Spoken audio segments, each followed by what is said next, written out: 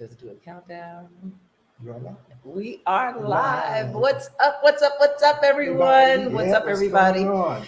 It's Lamar And Angela. and we are live for the first of the month. So grab you don't know what you still don't know what song I'm talking about? Oh, come on. Nope. Lamar, Bone Thoughts and Harmony. It's the Okay. first of the month. Yeah, that wasn't my groove back then. Oh my gosh. Was it? If y'all know what I'm talking about, comment below because help the brother out. That wasn't my groove. Oh my gosh. Oh my gosh. Well, we are live and so glad that you guys are joining in. If you are joining in for the first time, hit that like comment. If you are joining in again, hit the like button.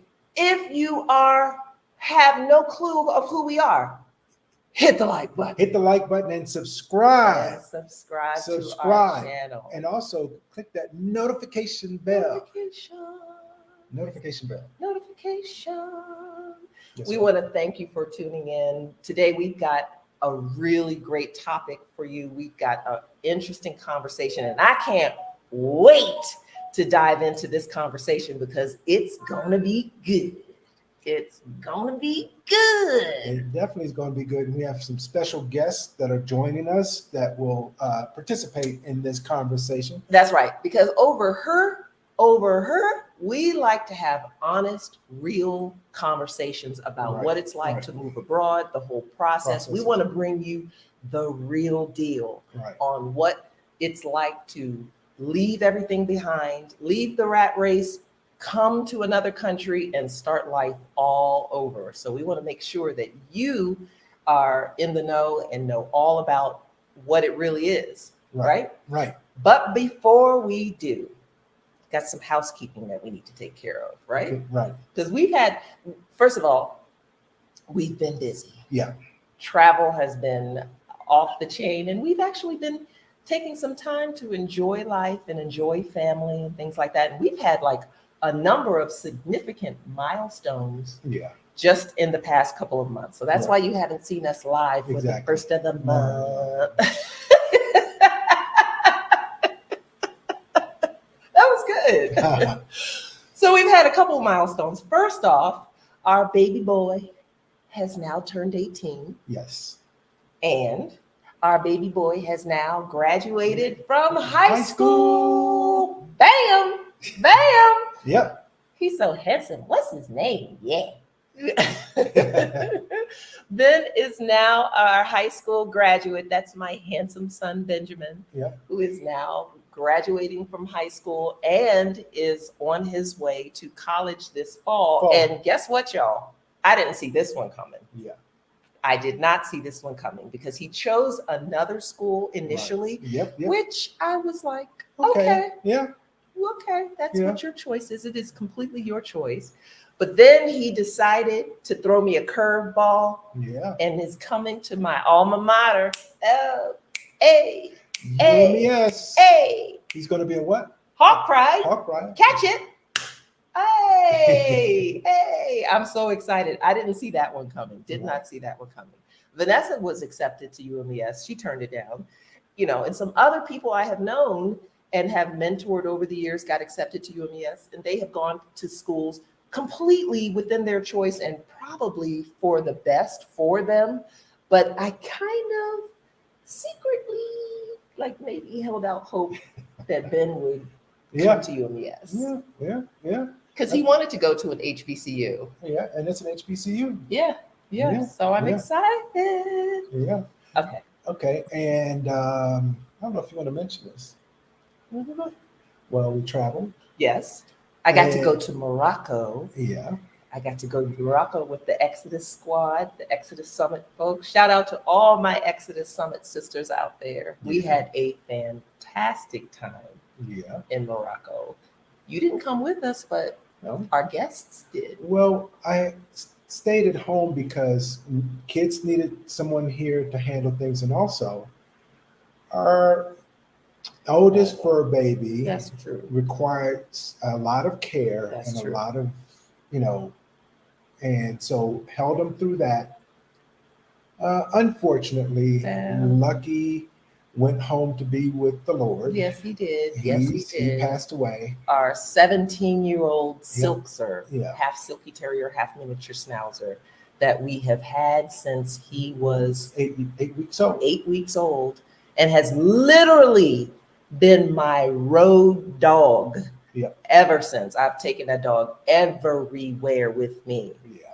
But and he promised, we had a puppy paw promise that he was going to come to Mexico with us. Right. That he was going to make it to Mexico. Because I had it. this vision of seeing Lucky and Candy being able to sit out on a terrace and overlook a view somewhere in Mexico. Yeah. And by dog, if he did it. Yeah, he did it. He hung in there. He got to travel with us to Puerto Vallarta. He went to Puerto Vallarta. Mexico City. He went to Cancun. San Miguel de Allende. Yep. He got some stamps in his puppy passport. Yes, he did. Yes, he did. Got some stamps in his puppy passport. But yeah, good fella. I miss him.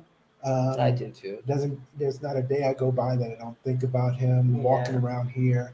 And I was glad that he was in my arms when he passed. Yeah. He was laying out when he passed. So, miss him. But as the movie says, still Magnolias. Life goes on. Yeah, and he would want us to, continue on and eventually, possibly one of these days, get another little. Well, no, you've been looking at other puppies rather quickly. No, they ain't even dry. I just like little puppies. That's all. Which makes me feel like if I pass, well, y'all, you know what I'm saying? Yeah. You got some heifer lined up for It's just the puppies. They're cute. I like them. I like little dogs. So anyway, we are so excited to have you guys here for a honest and real conversation. And we're going to bring our friends Herman and Dee in on this conversation right now because we want to just jump right in. What's up, Herman and Dee? Herman and Dee. Hey, fam. Hey, I'm loving this graduation season. This on the cusp of empty nester season. So yes, girl, yes. I see some of our favorite folk in the chat, and they are also graduating folk and helping them to live their best lives outside. Yes. And these kids want to think it's all about them for their graduation. No, it's all about us. When we were celebrating, because they were like, I've made this accomplishment. Yes, okay, you did the work. Well, he did the work, but who was back there supporting, holding up? Hello. Every time something, we made sure you had this. We made sure you had that. We were over here. We were over there. Man, listen. Get that credit. Get that credit. I was gonna say there should be parent applause. Yeah, right. You're giving parent applause. And I told him the achievements that you accomplished from this point forward, those are yours. Yeah. Make no mistake, those are yours. But this one right here, this one is mine. And I'm gonna celebrate. Yeah. Well done, all. Well done. Yes, indeed. Yeah, we got one left in the hopper. One down. One more. No, two down. Two down. One more to go. One to go. So you think you're gonna miss Gabby when she goes? I'm gonna miss her being around, but then again, it's a kind of like a, not bittersweet, but I want you to move on and matriculate to, the things that you're going to aspire to be, because you're going to have to be on your own. Because just like we have found out in the last few years, parents are gone and we're out here doing the thing ourselves. Sometimes I have to kind of, pinch myself and go, wait, I'm a grown man. I'm a 61-year-old man. Yeah. And our parents and are I'm handling here. life. And adulting sucks. Yes, adulting sucks. If you think adulting sucks, hit the like button. Oh, yeah. Sucks. So I'm gonna watch it later so I can make sure I hit the like button. Adulting sucks. And look, he's starting to say that now. a couple, a year ago, it was, I want to be on my own. I want to do it. He said last week, he says, I'm not ready for this adult stuff. Oh really? Oh, it's coming. It's coming. Listen. Ready to die. 2 years ago, my two oldest said to me, "But we're kids," and I was like, "No, you're both over 18. You're not children." Yeah. You're adults. Yeah. Welcome. Welcome to the land of adulting. Yes. Because it is not fun. No, it is not. It is not fun. But not all fun. Yeah. No, it's not. It's true. Yeah, there are times when there's joy, but most of the time it's constant problem resolving, breaking up fights, that kind of thing. Mm-hmm. So it's paying bills, taxes, and welcome. Yeah. But one thing we will enjoy is the lower food bill. Yes. Oh, for sure. He is eating us out of house and home. Yeah. Oh my gosh. Yeah. It's gonna be nice to have some French fries in the house. Okay. And pizza. And pizza. I could just have some bread, I'd be all right. Yeah. Yeah. We see some folks in the house. We want to say, "Hey, well, what's up, Big Sis Doula? What's up, Big Sis Doula? Aging gracefully. I see you, girl, in our Exodus life. Hey, y'all. Yeah. Hey, y'all. Yeah. Good to see y'all in the house, and thank you for saying congratulations. We see y'all in the house. Another couple. We should have more couples in on this conversation because the conversation that we are talking about today. Ooh, child. Do you think that if other people would actually have these honest conversations, that we have more expats or less expats? I think more expats, especially for the ones that are currently in the United States. We did have a comment on one of our videos, and it was one of those bad relationship comments. I'm in this bad relationship. I'm being abused. Yeah. I'm kind of wanting to stay, but I have to go. And that's the question. Can your marriage survive a move abroad? Herman and Dee, what y'all say? What y'all say about this? Ooh. So in other words, we're the honeymoon part of this conversation. Yes, they can. Yeah, I was gonna say Aging Grateful did. I just watched their video today about living abroad or vacationing abroad, and I was just like, if you can't get past the honeymoon phase of we just going to a place and we're gonna do all the things, it's gonna be hard. And I know we've even talked about it on our channel about doubling down on your relationship skills. And at which points there's gonna be some not tug of war, but where you're gonna have to get down in the dust and the dirt and be honest with yourself first and with your partner. The fear, I guess we jumping right in, huh? we going hard. We going right in. The fear is, what is the relationship now? Right. Not when you move abroad. What is the relationship now? And that's been a point of conversation that we've had with each other and that we've tried to share. If you're a baby, does not make a relationship better. No. A dog doesn't make a relationship better. Ew. Counseling can, but doesn't necessarily make a relationship better. Doesn't sometimes. And when I say that, I mean the sense of there still has to be. You can attend counseling, but there's some work that has to be done. Personal effort. There's some commitment to the process that has to be done. Right. A lot of what we're looking at as a couple is a reevaluation of where we are today. If beyond all of these plannings and dreams and expectations, the question I asked is, what if we never get a chance to leave? Who are we as a couple? Where are we today?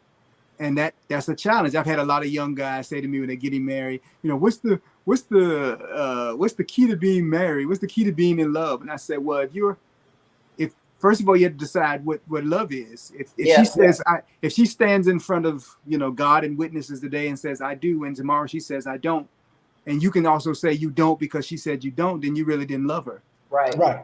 Because you loved her and not because she loved you. Exactly. Yeah. And there's a point in relationships where there's a struggle that goes on, that the commitment is about each person. It's not 50-50, it's 100-100. Right. You're all in. Yeah. And if you're not all in now, and then you take yourselves and you move to a new space with no family and a new language and No support system. Right. no Publix, no Winn-Dixie, Right. no regular flavored Doritos, no real pizza, No Cracker Barrel. No Cracker Barrel. no Cracker Barrel. Yeah, we experienced it. I had one, no Cinnabon. Ooh, Yeah. cinnamon. Yeah. Wow. So then you're talking about you've not only taken away the pretties of what's made this superficial relationship matter, but now we're also in the matter of trying to figure out people we realize we kind of like. Yeah. Right. And that is not the place to figure. That's, in my opinion, that's not the way to figure that out. Yeah. Yeah. So where we are is a full reevaluation of where we are today. And that's kind of where we're starting. Yeah. Right.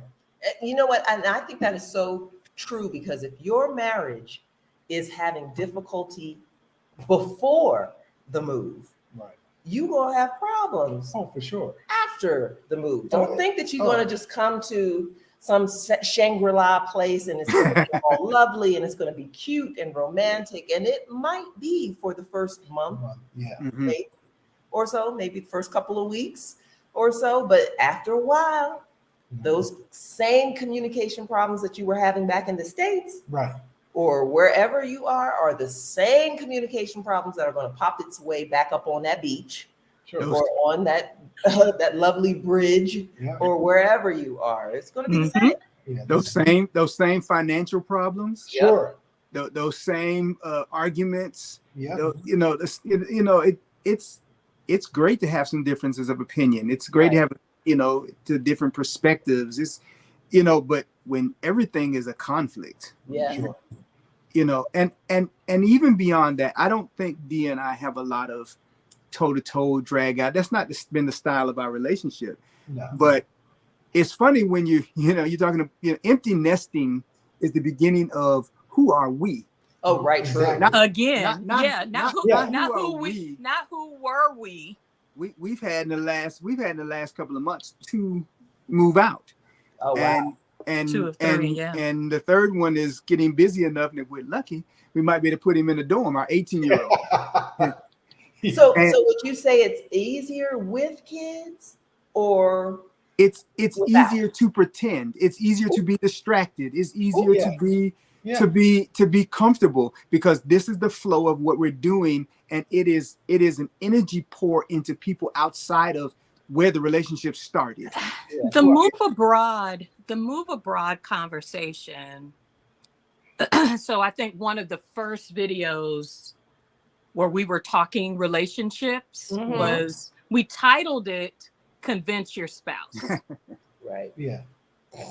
And we took people had to several convince? deep breaths. Oh, yeah. Whenever we do relationship content, woo, People had to because convince? y'all get a little bit of us. Yeah. Y'all get a little bit of insight to us, because the convincing was that rubbed me wrong, first of all, Mhm. because I think what we have established and what we continue to move forward is respect. Yeah. Yeah. And so when you are also adding children into the conversation, Oh my God. Oh, yeah. people are trying, doing your social listening, people are trying to decide, 5-year-olds, is that a good time to move? What about grandparents? What about, the things that go along with that? But, our kids are older. So, 16, 17, 18-year-olds, they are making their way in the world. I don't think that ease is what was the sell for older kids. Oh, yeah. It is the life experience that I think where we're trying to encourage them to move outside their comfort zone. Yeah. So just like with the marriage, if the first time you're really addressing real heart issues is during the move abroad process, you gonna have a longer path to coming together. If you just telling your kids we're moving and we're gonna pack up and go to a new country, there has to be time that you spend orientating them, whether they're 5 or 15. Right. Yeah. Yep. And I think you really have to also know your spouse and know your kids. Mhm. Yes. Some kids are resilient. Some kids can bounce back. Some kids adapt easily to change and flow in. Some kids like a change of environment, like a scene that is different or whatever. And then there are some kids that absolutely fall apart if you move the Fruit Loops from one shelf to the other. Right. You know what I'm saying? So you got to kind of know your kids. But even on the spouse thing, you got to know your spouse. Because listen, it took 10, 11 years. Right. Yeah. Years. Yeah. Or, Years. and if I'd have had my druthers, I'd have been gowned a long time ago to just like, deuces, let's go. Yeah. But It took he life. wasn't ready. It He took wasn't life. ready. It took life to convince me. It wasn't so much her convincing me. It was Yeah. life, and because life was really, Lifing. yeah, it was really things that were happening from a life standpoint, from home standpoint to family standpoint to political standpoint of the country that we're born and raised in, and all those kind of things. And It was the perfect storm, really. and it was, and it was, I alluded to this with, with during Herman's live about home situation when we're in the States. It was not the best, and it was just boom, boom, boom, boom, boom, boom, boom, and I was like, you know what? I'm done with this. The American dream is garbage. Mm-hmm. For me, that's my opinion. Mhm. If certain people right now, from a political standpoint, aren't held accountable, what good are they? Yeah. What Right. example are they setting for children out there that say, "Oh, I can go ahead and cheat. Oh, I can go ahead and say these things. Oh, I can go and bully somebody without any consequences." Yeah. Mhm. And it definitely was it brought everything. It was the perfect storm of situations and circumstances. And if I'm honest, looking back on the situation in the time period, it wasn't the right time. When your mom was still here, and my dad was still here, my mom, it wasn't the right time. I wouldn't have felt right. Well, and here's the thing. You and I I'm the only one on my side. Okay. I have a brother. I'm the middle child. So I have an older brother, younger sister. I'm the only one that's married. I'm the only one that has children. Yeah. And my mom, in her latter years with her health issues, when we lived in Northern Maryland, she came up as much as she could to spend time with her babies. Yeah. Mhm. And she just loved that and ate it up, did it as much as she could. And I didn't want to deprive her of that. I wouldn't have wanted to deprive her. And I would have missed her. I love your mama. Yeah. That's my mama. Yeah. Yes. His mama, but it was my mama. Let me tell you, those good mother-in-laws. I mean, I'm grieving. I mean, I was introduced to his mother 31 years ago. So she was my mama. Right. And so that is the blessing. And I know couples have to navigate that, because passing on family traditions, giving that face-to-face exposure, being loved and cared for by family, those are things you have to navigate. Don't miss it. Right. But I think with this easier kids option, the reason why we jumped in 2022 to go ahead and start the process, their visa process, I was just like, I don't care if you ever want to, do or don't want to move to Mexico. This is the most straightforward path for you to have to have residency and get permanent residency Right. while you are under 18. Right. Right, And that was exactly. the same reason why we were Right. making that. That was one of the added bonus reasons Right. why we decided to go ahead and make that jump. We have a 27-year-old, Ben is 18, and now Gabby is 17. Right. So when we came here, Ben was 17, but Gabby was 16. Right. And so we wanted them to be able to get their residencies under our auspices, because guess what? Our 27-year-old had to prove her economic solvency all by herself, as she used to say. Wow. That was Ben, all by herself. Oh yeah, all by herself, herself. you Yeah, know, yeah. and that's difficult. And yesterday's price is not tomorrow's price. Right. No, So, ma'am. You know, we wanted to be able, and we said to him, our son in particular, because again, the girls were down. The girls were like, let's go. But our son in particular was like, you know, it's my senior year. Blah, blah, blah. And we were like, look, give us this year, because there's some things that I want to show you. There's some experiences that I want to broaden your mind.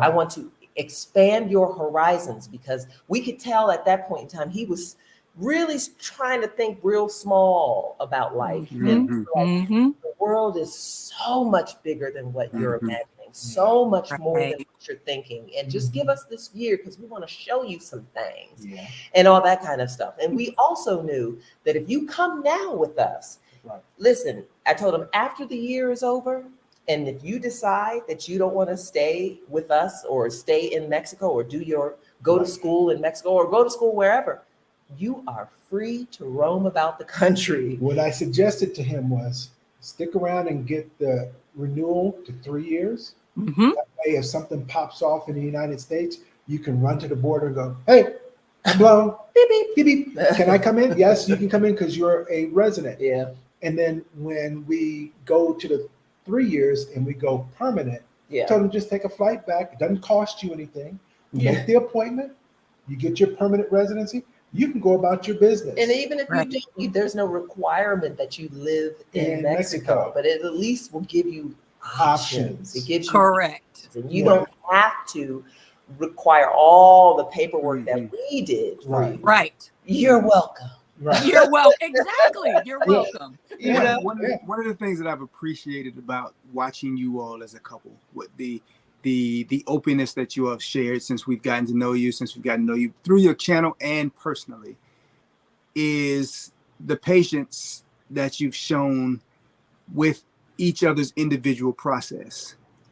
And I think that has a lot to do with, I think, when couples come together to make this major decision. It's not a minor decision. It's not like we moved to state B or state C. We got up and made a whole process of going somewhere else. Yeah. And to say, 10 years before you decided, I was decided, that's a big deal. Yeah. Because one of the conversations I hear a lot is, well, I don't want to wait on this person anymore, so I'm leaving. Right. I can't leave this guy. I mean, that's and it would have been a matter of, even if he had never come around to it, me coming to the realization that this may not be something that you get to do, and having to learn how to be okay with that. Our Exodus life said it's being comfortable with the uncomfortable conversation. Oh yeah, absolutely. Oh, yeah. Because you have to be open enough to say, I'm sharing my dream with you. I'm not trying to press my dream on you. I'm not trying to convince you of anything. I simply want to share with you what's important to me, and I'd like for us to be something we do together. And to have to be patient enough for somebody to say, as men, we are invested in a different life than women are. And those differences in our investment in the lives that is this country and how we go about it. And every person has to come to their ideal, the fruition of what is important to them on their own. If you push them into something they haven't moved into on their own, there's going to be a retaliation and resentment. Oh yeah, and resentment. If you have to convince your spouse to move, you will spend all your time convincing them to stay. Yep. Hello. And it's not, So true. we're not talking about is the relationship bad. We're talking about you've put me in a situation that's not good for me. Right. Or so that you can be, or I hate it here. Yeah. You made me come. Right. You made me. I'm and only then, here for you. And then what's going to happen is I'm going to make this bad for you. Yeah. Right. And then we end up either running back and now you resent me because we went back, or I stay here and I resent you because we stayed, or we break up over something that was totally was totally avoidable. Exactly. By being intentional. And I the fundamental skills of relationship. Herman's dad is a pastor. Mm-hmm. He encouraged us to get counseling.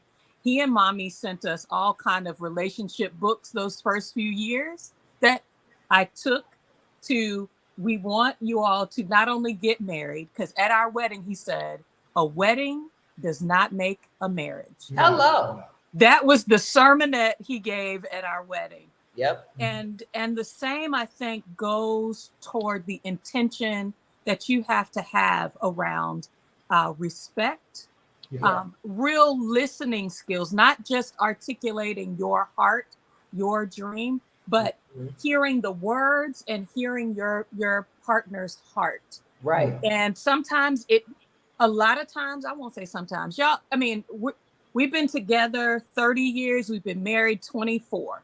Mm-hmm. There are conversations that we have over years. It's the same conversation, literally the same conversation, but we're having it. And each time I hear a little something different. I won't tell them the conversation. No, okay. We don't worry, because we got our own. Yeah, it goes back to when we were dating. So when we were dating,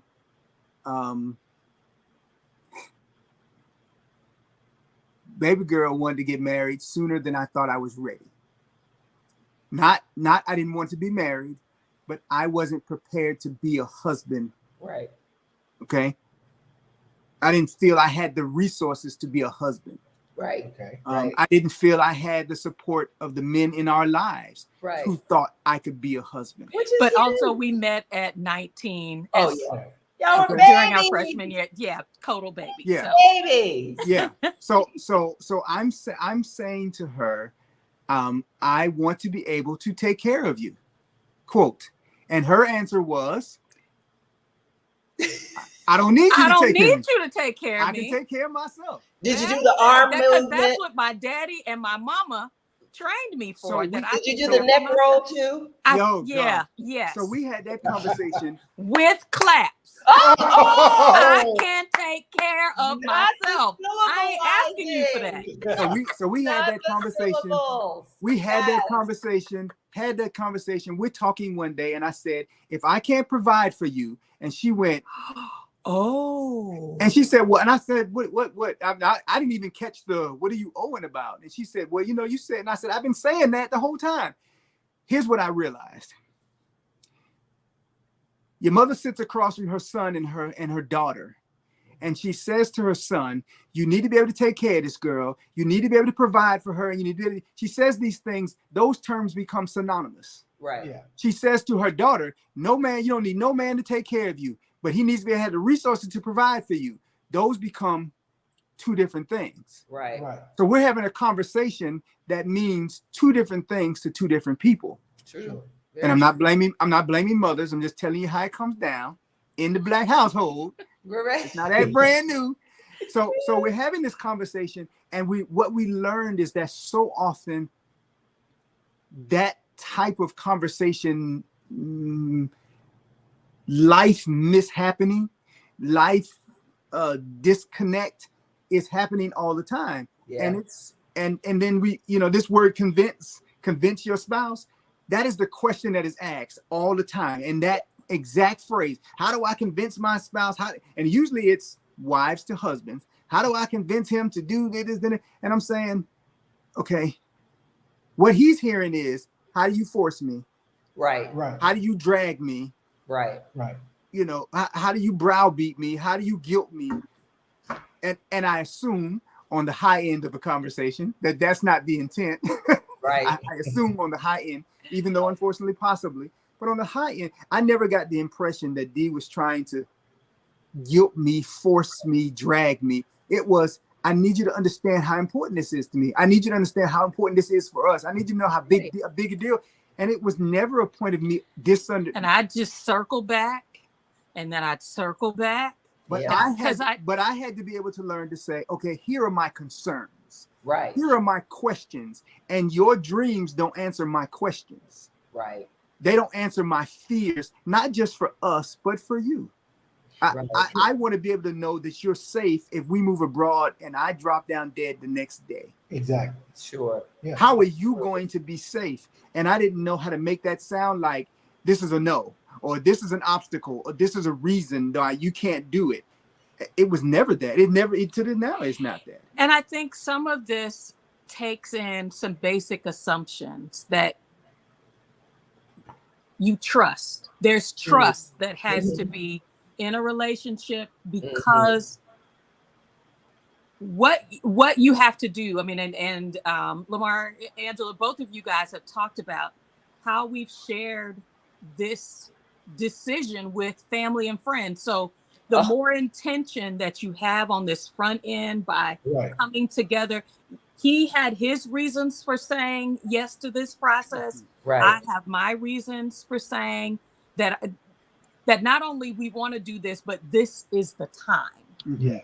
So to that end, family and friend input, yay or nay?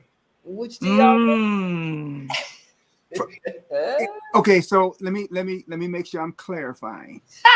So this is the behavioral scientist in me. Are you asking me yay or nay in terms of, do we take their opinions into us making the decision?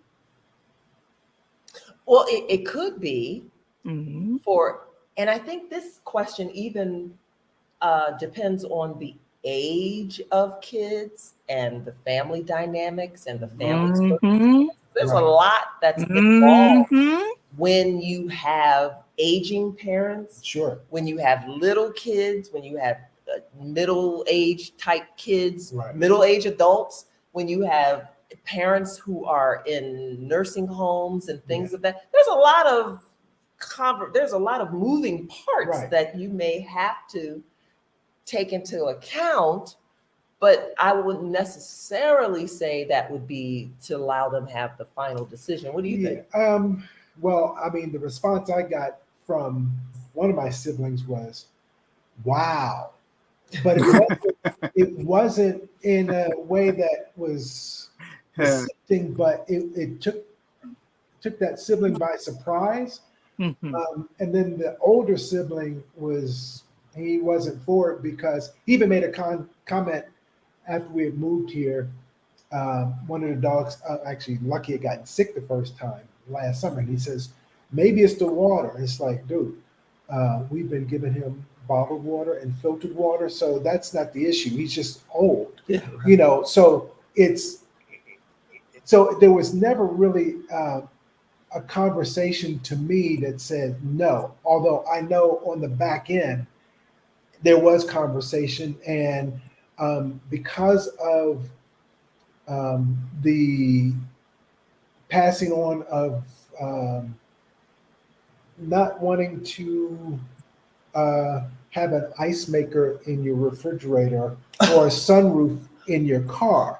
So it came from, my dad, who was not willing to adjust to new things. Lamar's family isn't necessarily great about change. And that is a learned thing that I'm breaking myself of, because change has always been difficult to me, And I think that's the part of knowing your spouse, because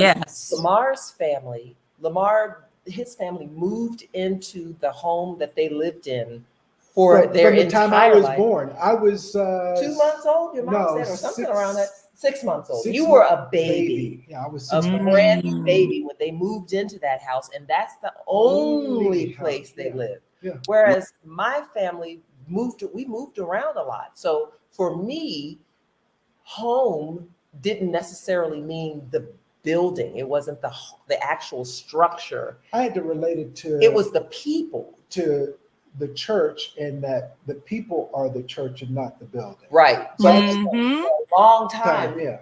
the actual physical home was home. And what you mean? We're going to move? That's no longer home. So I was more comfortable with the concept that you create home. As long as I got you and we got our kids and it's us, I'm straight. We'll make a home wherever we are, because home is us. Yeah. It's not the actual building. location and building. Yeah. But I had to come to that understanding or just acceptance that Lamar's a nester. Yeah, I am. You're a nester. He likes to build a nest and keep a nest and things like that. So I knew that even if we moved abroad, that we ultimately would just be picking up our home base and moving it to another place. Right. And creating memories there. Yeah, and then also using this home base as a place that we travel from. Yes. And then come back to and rest. Travel from and go here, and then come back and rest. Yes. I mean, I'm having the time of my life right now. As far as, I don't know if you've seen, I've been racing. Yeah. My RC cars. I've actually done very well. It's some of the best races I've done since I started this hobby. Back mounting up all these trophies coming in. 1998 is when I started, and it's been one of the fun joys in my life. I like motorsports, and I'm just having a good time. And so being here and being near a track and being able to go to places and race, and having the support of my wife, who says, "Go do it, have fun." Yeah. It makes me feel good that, it's not you going there. You can't. No, she's happy that I'm going somewhere where I'm having fun, and I come home with a smile on my face that you can't wipe off, erase, or anything like that. I'm just. But I think that's another part to it. That goes into the conversation about, convincing your spouse or having to wear them down to the point where they say yes or no. I wanted him to want to be here. Just like, like you get married. You don't want somebody to just go throw a ring at you and go, or go anybody. Is that what you want to do? Okay. Exactly. I want you to want this with me. So that when we're experiencing these experiences, it's coming from a place of, I want to do this too, not I won't do this because she wants me to go. It's like, ew, that's not sexy. No. the family or friends, yay or nay. So early in our child rearing and even early in our marriage, I think there was an influence, wanting to be accepted, wanting to be, wanting families more than friends, but family to be okay with what we were doing, how we were doing it. What you realize is I've got one person to line up with in a household, and that's my partner. Right. And when I began to consider other people's opinion into my marriage or into my child rearing, that creates so much commotion. Okay. That that's a powder, that becomes a powder keg between the two of us. And I was like, I don't need that interference. So the question that I asked myself when we started the Move Abroad conversation was, how much influence am I allowing parents, friends, neighbors, children to have on my marriage, how I operate in my relationship? How much influence are these the people who are coming to my house all the time, and that's why they want me to be here? How are you talking about you don't want me to move when you ain't come to our house in the last 4 years? When I live 20 minutes away, and I can count on one hand how many times you visit me, and I live 20 minutes from you. You better preach. So I'm just saying, when you are navigating the friends and family conversation, look at it within the reality of people. will project your fears. And Right. girl, sometimes Stephanie Perry be talking about these things and I be in here shouting like I'm at church. Yes. Yes. You are not in here reflecting your fears, your disappointments, your regrets onto me. I have to decide and track the future I want to have with respect to their place in my life currently.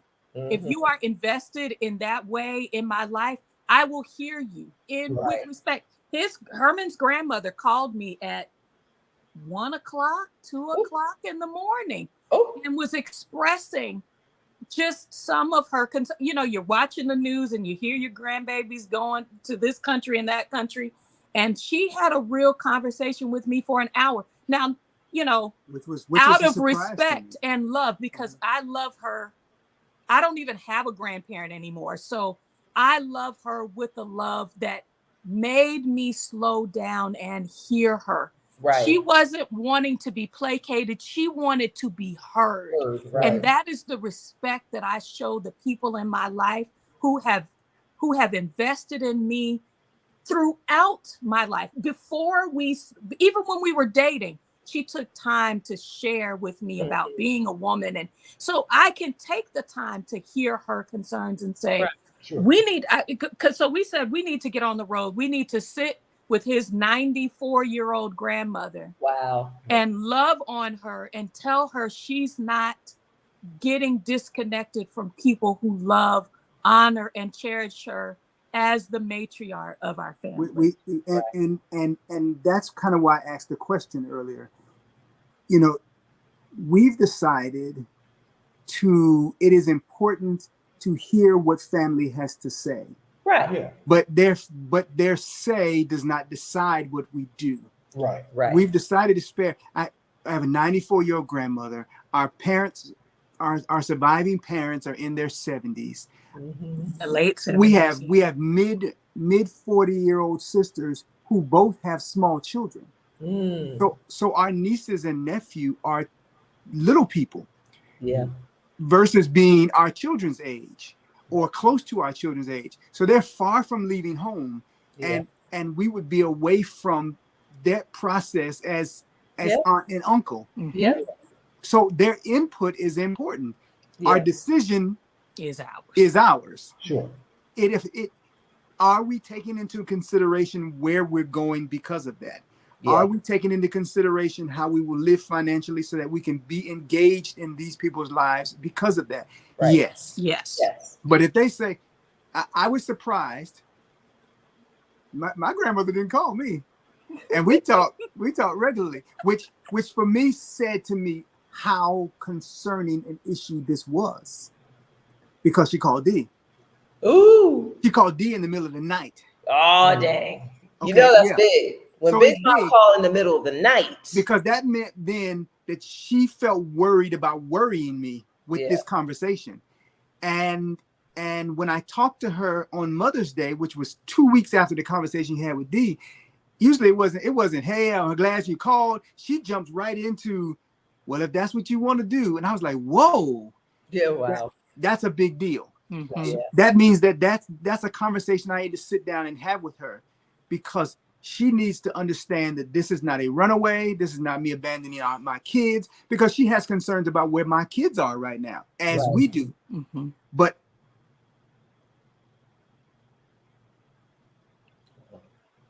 I can't, as much as I'd like to, I can't hold them here forever. Right. No, I can't. Right. It's okay, Dad. I can't make it right for them. Mm-hmm. Right. They have to power through some of this, even when I'm going, you don't have to do it that way. My baby girl is making choices right now that is driving me literally insane, but she is an adult. She has to make them. She has to know that I'm close enough that I can shoot somebody with a bullet from 90 states away. I'm never that far, regardless of the fact that she could do it better. She could do it different. Right. Yeah. And letting my grandmother know I'm not leaving this child. I'm not, she's making these choices. Right. And Dad is just around the corner. but I'm not around the corner. Mm-hmm. And that has to be for my edification as much as it is, because I still have to make sure that my life is moving forward so that she has a father to come and help her out. Right. And that is a tough decision to make for me. And I need my grandmother to know that's a tough decision to make. Well, that's the thing about being a dad, is making sure that you put all the things in your children that was put into you by your parents to be able to be successful adults, to be able to go out and make decisions, to have common sense or mother wit, as my grandmother would say, and be able to do those things. At the same time, yes, we're going to be concerned and worried about you, but at some point in time, just like we were in 2015, 2017, 2019, and 2020, our parents were gone. Yeah. So now we have to solely hold this on our own.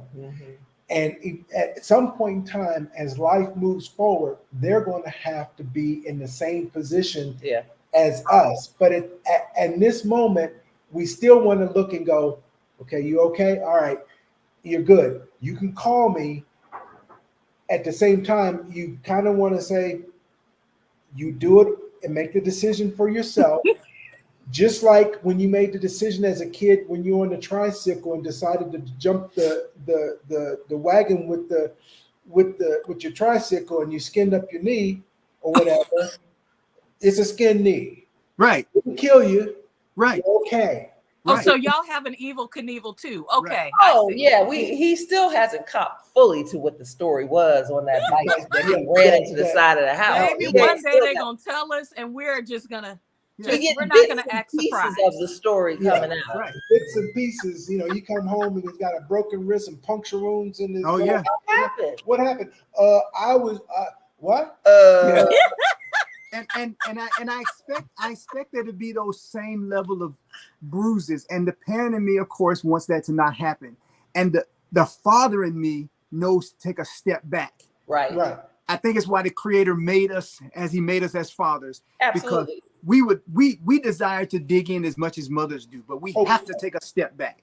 We have to pull back because we know that a bumped head is a bigger memory than an open door you walk through. Yep. Hello? You walk through that door a million times. You don't remember ever walking through that door. Walk into that door one good time and smash your face. You will always remember to check to see if the door is open from then on. You're gonna learn today. Oh, you're gonna learn today. You're gonna learn today. Now there are those people who gonna walk into that door 50 times. That's okay, but you're going to learn. Yeah. And if you walk into that door 50 times and you ain't learned, there's a problem. There's something missing in your upbringing that we talked to. It's okay to make mistakes, and it's okay to make one mistake. But if you continue to make the same mistake over and over and over again, then we must have missed something in teaching you. Because if you walk up to that stove and keep putting your hand on that hot stove and you get the same sensation every time, but you ain't clicked in your head, there's like, ow, that hurts, and I've got blisters on my hand, then there's something we missed. Lamar, you are bringing up an excellent marriage point that definitely relates to moving abroad, and that is resiliency skills. Yes. In your marriage, can you look back to a history of how you learned to be resilient as a couple? I'm talking about, we're having a disagreement. Do I go over there and pout for a month? Do I hold you accountable for the next 12 months? Right. A mistake that you made. The resiliency skills are, they are the difference maker. Yeah. Not really just with our kids, bumping their heads and making choices.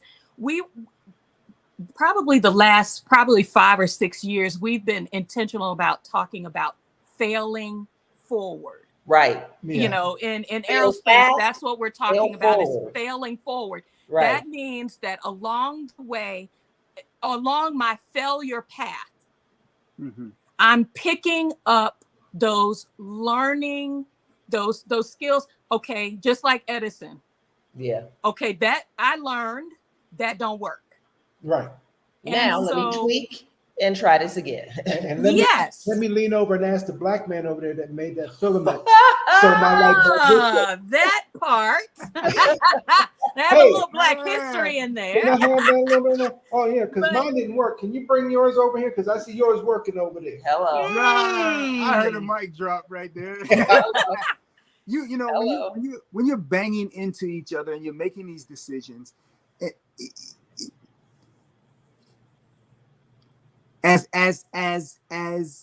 husbandmen, we are trained to be responsible for everything around us in our space. Yeah. Being a good husband also means being a good son and a good father. Yeah. Right. Yeah. And so when you're saying, hey, let's move abroad, you're asking me to be irresponsible. Yeah. For some, You're asking me to say, oh, well, my parents will be okay, and the kids will be okay, and let's go, you know, and I can live with this amount of money, and we can go and do. You're asking me to be irresponsible in the context of being a black man, and in the context of being an American man. Yeah. And that is hard to detach from. Right. Because you're saying all of the women are using, I want to have a life of ease. That concept does not translate to black men. It is not the conversation black men are having. We're not looking for ease. We're looking for peace. Right. Right. And again, you're talking about two words that can have parallel meanings, but Right. mean two completely different things to two different concepts of people. And peace is related to, I can breathe when I go do the things I do. Right. I get respect when I go do the things I do. Ease is, I don't have to do that no more. Right. Yeah. Exactly. Those are two different things. Sure. They sound like the same thing. Right. You learn ease from having peace, where it's almost like, you know, you get peace from getting ease. Right. Right. It's the love sex relationship. You know, I give love to get sex, you give sex to get love. Right. It's that concept, because we're coming from two different perspectives to try to get on the same journey. Yeah. And you're saying my kids are lost their minds at home, and I'm going to leave them in this turmoil and pack a bag and How move away. can I say that it is safer outside the U.S., but I'm willing to leave? Those are the conversations friends are having with us, and I say it is a choice. Right.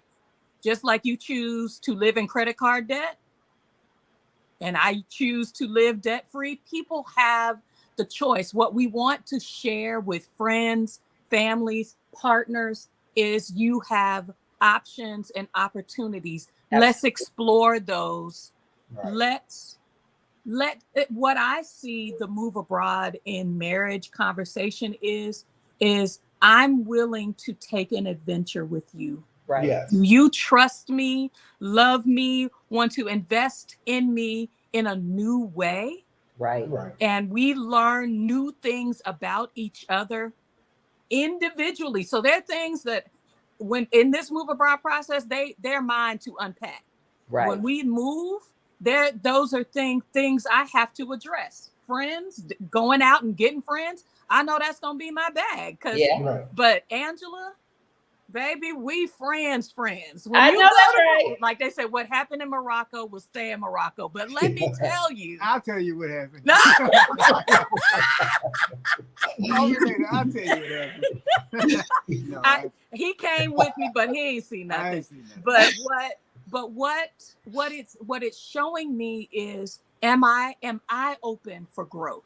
Right. Yeah. And the move abroad process encourages us, challenges gonna grow. us to Yeah. grow Grow in new ways, experience. Oh yeah. individually Yes. and as a couple. It Absolutely. is a trust conversation. That's It the key word. It's a trust conversation. So go back to where we started. Right. Where are we expressing trust? Mhm. Right here before we ever get in the car, on the plane, in the boat, before we did any of that, before we pack a single bag, before we throw out a single thing, do we trust each other through this process? And all of that Communicate. takes trust. Can we communicate with each other? Can I tell you, can I open up my heart and tell you how I feel and trust that you will keep that safety Yeah. of that intimacy. Right. Yeah. And you can do the same and feel the same way Right. that I feel, Right. to be able to have those conversations. And if you don't have that as a basic building block, Mhm. I would work on that before you even entertain those conversations about moving abroad, because look, it's going to be difficult. Yeah. It's going to be difficult. However, one of the best lessons that my mother ever gave me was the demonstration that she trusted my decision. And she trusted my decision making. And her showing me that she trusted my decision, good, bad, or indifferent, gave me the confidence that whatever came my lot, that I could handle it. Once upon a time, when I was in another relationship years and years ago, and I was picking up everything and moving, or at that time contemplating moving and leaving everything to go move just a couple states away, and it was kind of like, looking back, the red flags were already there. And I'm sure everybody after the fact, they all was like, we were like, no. But listen, the one thing that she said, and I bless God for that comment that she made to me, because it has blessed my life tenfold ever since. The same road that took you there can bring you back. Yes. It gave me the confidence that, okay, all right, that I can do this. And even if it doesn't turn out right, I can make a different choice and move in a different direction, which gave me the confidence to make those kinds of scary life decisions. And so for us, one of the things that I hope we have been able to model for our children is having confidence in taking a leap of faith, trusting God, trusting faith, and stepping out there. Yeah. And step out there and let God show you where he wants you to be. Yeah. Let God move in the circumstance and watch and be amazed. So for us, we've been allowing this process of moving abroad to not only strengthen our marriage, but to strengthen our faith, because you got to have faith. Yeah. You got to be walking in faith and not by sight. Yeah, right. You cannot, in this journey, if you don't have any faith, if you can't trust your spouse, if you cannot believe that they have your back, if that person is not your best friend, if you cannot turn to them and say, listen, I'm hurting, if you can't do any of that, or I'm lonely or I miss Cracker Barrel. So those are the honest conversations. Yeah. Okay. Yeah. To have from time or that this did not, I was hopeful, but this didn't turn out like I thought. Right. Where can we go? Where can we go from here? I feel really blessed that we don't move abroad alone. Yes. And that our channels, all of the couples channels that are moving forward are creating a community of conversation, creating the opportunity to not emulate another couple, but to unearth some questions or conversation points, so that you don't have to you can realize you are not creating the will of moving abroad. Right. You are not your relationship, the questions that you have are normal. Right. Yeah. Okay. The concerns that normal. your partner has, the difficulties, the stretches you have to make are a part of the process. So don't feel, if your kids, it's the difference between my kids are compliant and realizing they was making all kind of decisions in the background and you just didn't know it. I would rather know that we're having these questions, we're navigating these spaces, and that these bumps and things that we're experiencing on the road are what's going to build a firm foundation. So that when you invited us to join this conversation, I was like, let's build some firm foundations. Let's help folk to draw the lines Absolutely. of a firm foundation. Because ultimately what we want is for people to have the conversation amongst themselves, to have that real, very honest and raw conversation. And even as a from a pastoral standpoint, I'm used to being open and transparent with the way things are. I'm gonna tell you, I'm one of those pastors. I'm not one of those preachers who are the types that are one way in public and then another way in private. This is what you're gonna get. And if you can't have those raw conversations with that person, and there's a fear that there's going to be any kind of retaliation, Ding ding ding! Problem. That is that's what I was going to also say. You know, let me take a minute here and say, you know, let's take the Facebook shine off of this for a minute. Yeah. This doesn't always go good. Yeah, right. Well, this doesn't always look pretty. This is my girl. This my road dog. This my number one. And sometimes she gets on my last nerve. Okay. And these recent years have been a challenge. Mm-hmm. We've had some challenges that are none of your business, as Tabitha would say. Yeah, right. Yeah, but there's been some challenges that have opened up conversations we didn't either know to have or we were avoiding having. And those conversations opened up the door to this conversation of moving abroad. Mm-hmm. I need you to understand that I am honored that she would suggest that we do this together. Right. In the middle of continuing to learn each other where we are in this point in our relationship. Yeah. Right. That's a big deal. Exactly. Okay. That means that in the middle of growth, in the middle of redevelopment, in the middle of reevaluation and reintroduction, she said, and let's do something big. Yeah. That's a trust issue. Right. That's a trust area that says, you know, yours still stinks, but I got some good soap. We're gonna wash that up while we walk. Right. And that trust is so key and critical and fundamental to the whole relationship in general. We recently had a conversation that was probably for you, I don't know if you agree, that was probably one of his hardest conversations to even have. Mm-hmm. And in that space of raw vulnerability, I wanted to make sure that the atmosphere was such that you feel comfortable with getting raw dog real with me. Mm-hmm. I can feel comfortable being raw dog real with you, and it's safe. Well, and that requires that friendship, that respect, that trust.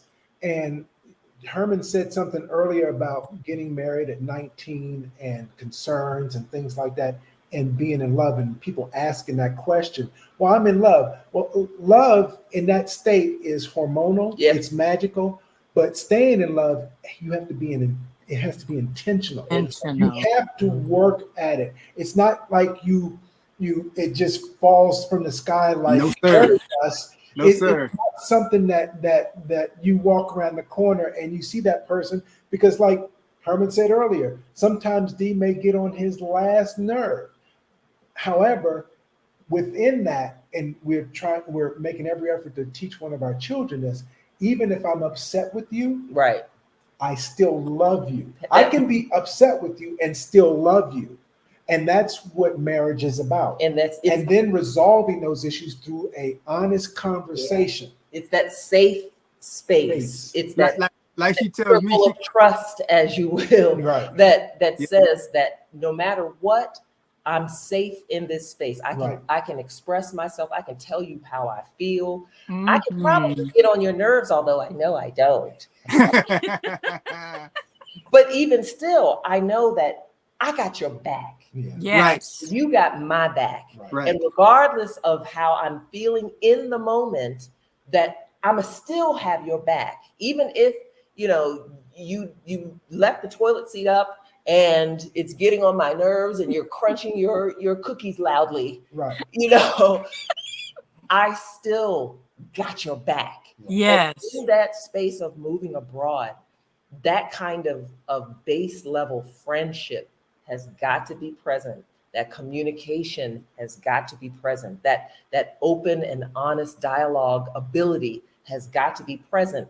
If those key things aren't there, or if it's shaky, or if it's maybe not the best, my personal advice would be to work on those things. Absolutely. And not to say that you can have that they have to be perfect, because there's no such thing. No. But to at least get them to a place where you both are able to honestly communicate, like, yo, this place ain't working. I mean, we've seen a lot of expats who have come and gone by the way of the dodo since we've been here living in Mexico. And we're coming up on a year this at the end of the month, where we've seen some couples who didn't make it, who got here and thought it was going to be one way, and then it didn't turn out to be quite the Shangri-La that they expected, or all that kind of stuff. And sometimes that's okay.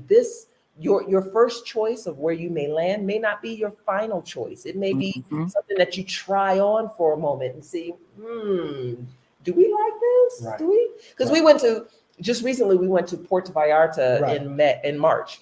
And if you would have asked me, I would have said that I want to live in a beach town. I want to live by the ocean and all that kind of stuff. We got to Puerto Vallarta, and I thought it was our penthouse was beautiful. Oh yeah, the place we stayed was fantastic. Beautiful, right at the water, overlooking the bay, all that. It was absolutely fantastic. Wonderful. The food was good.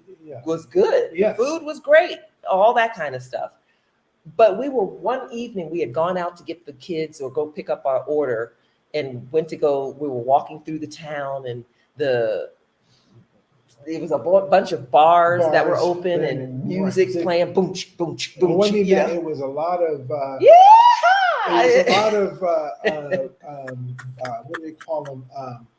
Bands that played a lot of, and Angie knows I like all kinds of music, and I have rock and roll and stuff like that. But it was a whole bunch of bands just playing rock and roll music, whole bunch of retirees, and they were the how does Kev say it? The Wahites? Yeah, the Wahites. From the Wahite tribe. Right. They were from Wahites. But Lamar and I looked at each other and we were like, I was not ready. This is not our place. Yeah. I mean, the English was being spoken everywhere. And I'm doing my Duolingo to do my due diligence. I got you. To learn the language, because this is not my country. They speak Spanish here. Yeah. So I want to be respectful of the community here and learn their language. Yeah. But in Puerto Vallarta, they're like, no, I'm not speaking Spanish. I'm gonna. Yeah, we kind of was like, no, this is not our place. We went to San Miguel de Allende, another beautiful. Oh yeah, the Airbnb was absolutely fantastic. It was giving me everything that I needed in terms of the colonial vibe, the atmosphere. It was giving me everything that I needed, and we still got there and was like, not our place. Not our place. So sometimes in the process of you trying to find your place, you both will have to have those honest conversations and understand who you are and who your partner is. Because there may be some places that you might, Cancun. I actually like Cancun. I could, maybe.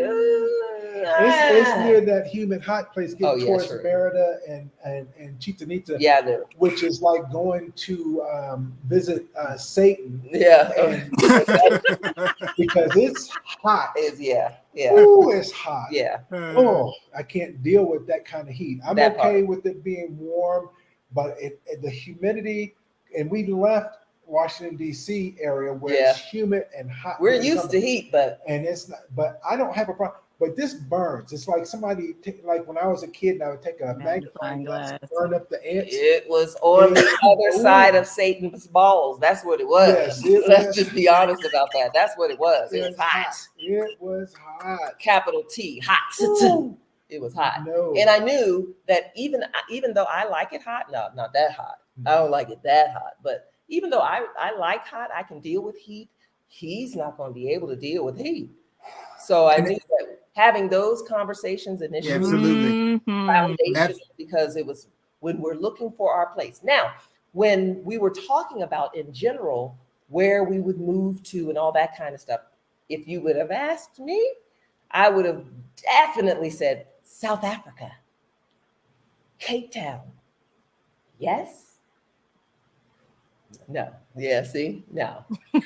and we're too having far a leap for him to be able to make, and I understand that. I respect that. Yeah, and we've been having the same level of conversation. We've actually started just recently on reevaluating what is the move. What does the move look like? You know, when we were young and we were talking about, you know, we want to buy a house. What things are important in a house? And we named all this stuff. And when we finally bought a house, we had some of those things in the house, and some of those things we never used. And we realized, okay, that's a like. That's not necessarily a must. Yeah. Right. So when we began working on this house that we now live in, it was a reevaluation. Some of those things were the same. Some of those things were still important, but a lot of things were pared down on this is important because, and it isn't.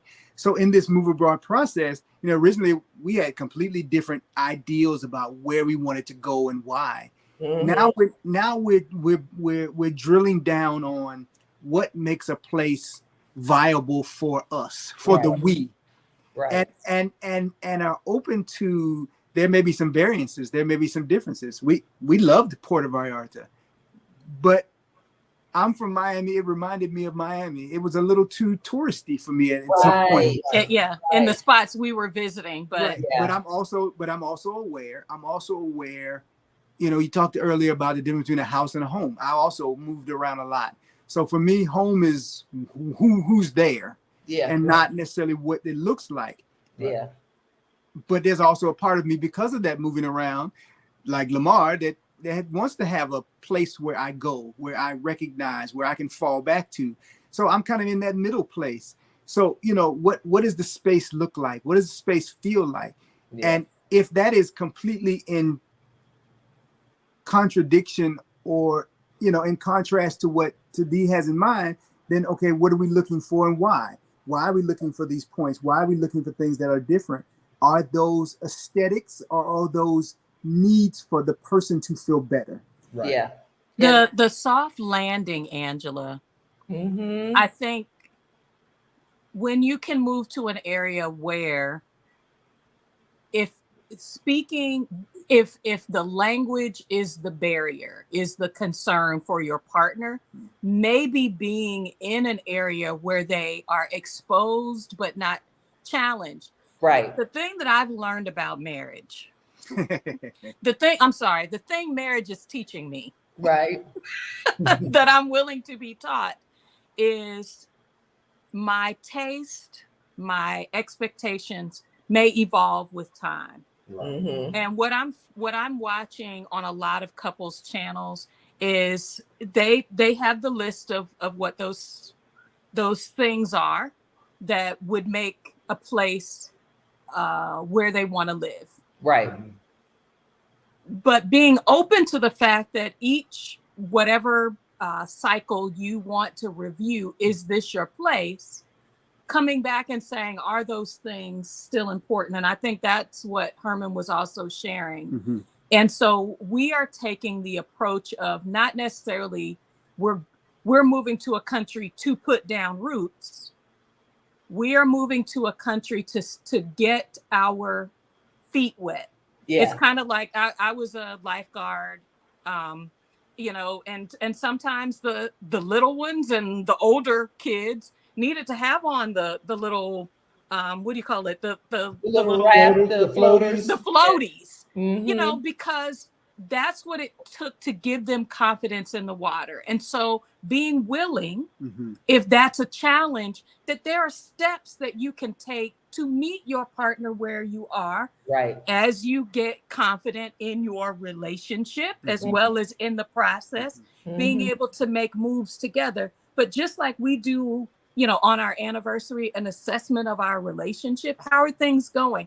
You know, that we're willing to include where we move to as a part of that that understanding process, and that this isn't a one and done for Right. us. You can decide what your partner needs, but if that's what you can come to an agreement on, just like there's no one way, everybody doesn't need to go to college. Shh, don't tell my kids that, but everybody may not. There are certificate programs, there's still on the job training. There are multiple paths to financial and career success. And that's what we're saying about the move abroad is if you are afraid to try anything, you got to get back into the fundamentals of relationships. But if you all can, if you have unconditional positive regard, and yes, I did use a psychology term, nice. But if you feel that your partner is sharing what their needs are, and you don't know that you don't have to feel threatened, that we can start at a point and then grow together. Right. If your friendship and your marriage is not solid, this is your opportunity to build that into your process. And you know what? One thing that you said that was really important, and I want to make sure I mention this, because someone might think that, oh my God, I got to take this whole leap for good. No. If you're not sure what your partner, what y'all like, because moving abroad is like a whole different animal. Moving to a whole different country, moving to a whole different atmosphere or hemisphere is a whole different beast of another name. And so if you're not sure what y'all like, maybe planning some small trips here and there, not just like a weekend type trip. I'm talking maybe a week or 2 weeks if you can swing it. 2 weeks in a particular area to see, well, what do we like? Do we like beach? Do we like and live like a local? Yeah, and live in a local area, eating the local foods, trying the local thing, not on a resort because that's not reality. Not at an all-inclusive because you know. not down the street from the Moroccan Burger King. Right? No, we're not going to do that. No, you want to live where you have to say, if I was living and I had to make these resources, what does this space look like, and how do we feel in this space? Where would I go to the grocery store? Correct. Where would I go to get my dry cleaning? Where would I go to buy medicine? Where would those types of fundamental life kinds of things, explore what those areas, or what are the doctors like? What are all of those kinds of things to just kind of get a feel for what your speed as a couple is. And then also take into account who's coming. Because it may be for you, the best thing is to lead them kids, and let them kids, once these kids are gone, and then you two do your thing. That may be your best thing. The best way is to figure out what you need as a couple and then embark on that. For Lamar and I, when we were making our moves, we made our moves in silence. Just because we want to have the outside echo chamber in our ear. We wanted to be able to come to, what do we want? What do we need as in our relationship? And then make the announcement. Sure, we did. Because nary a person was paying bills. Right. That.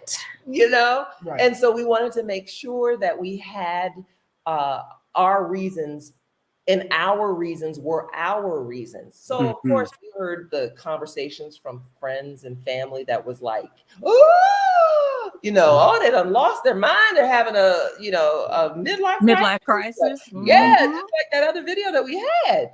They're having issues. They're having what's going on and all that kind of stuff. So let me put this plug in when you talk about the fact that they've lost their mind, where are you going, and specifically to this country, where the propaganda has been that they're poor, they are criminals. You're going with the drug cartels. You're going all these things, and they're a third world country, or they're a developing country. There are some things, aspects of Mexico that are coming up. But one thing I can tell you is medical here is off the chart. They have state-of-the-art facilities, hospitals. Angie went to have some eye surgery. before she went to Morocco, the facility was top notch. We took Ben for some hearing exams and some things that he's having ear issues. The facilities were top notch. The hospital is right up the street, and people want to make out like Mexico is this backwards country. It is not. I can tell you this, and I'm gonna say it again. Mexico has a gun problem, not because of Mexico, but because of the United States. And because of the proliferation of firearms, they're being smuggled across the border by the actual criminals here. That's what makes it bad, because the only way you can get a gun here is in Mexico City, one gun shop, and you have to prove to them that you have a necessary need for it. This country is not this poor country that people think. They have money, and the people that are coming to the United States aren't Mexican. They don't want to leave here. It's people passing through from South America up through Guatemala, Honduras, all of some other places that the United States has had issue in and caused problem in, and now they have to leave their homeland trying to search this for the American dream, which is crap. But you know what? One thing that was interesting for me when we were coming out of the closet, so to speak, about our move, was that people who were telling us about not coming to wherever with an untatted passport, or if they had a passport. If they had one, you trying to tell me don't go, and you can't go because you don't have credentials. And never been anywhere but down the street. Excuse me. Yes. You haven't crossed the state line. You got something to say about me leaving the country? Okay.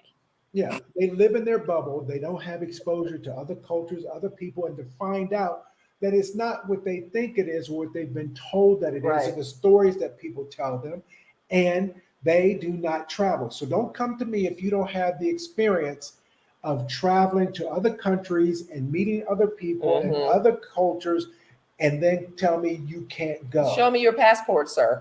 Then we'll have a conversation. Right. But if you don't got no passport, bye-bye. Let's take a look at some of these conversations, some of the conversations that we're having. These are, thank you, Dr. Linda. This conversation has given her some points to have with her husband. Good job. Great. I'm glad. I am so glad. And Aging Gracefully said that also, this was a great point. As you grow, your list may change. May change. We are in the process of maybe considering buying a property here. And so if I look at it, I'm thinking now of, okay, well, the place we're renting now has stairs. Maybe we don't want to have stairs. Elderly. Well, if we stay in shape, take care of our health, stairs won't be an issue. This is true too. We can climb the steps. However, it's about freeing up finances when you own your own place. Yes. Because the cost of living now, see, here's the United States messing up, because now the dollar is doing this, and the pesos is catching up. So now it's like, okay, I might as well get a job in Mexico and make pesos versus dollars. Oh my God. Because that becomes an issue when, you have the dollar up here and the pesos down here, and it goes a lot further. Now it's starting to even. So the time now is to, grab property while you can, because every day the price is going up. Every day it's going up. The price going up. So yesterday's price is not tomorrow's price. Right.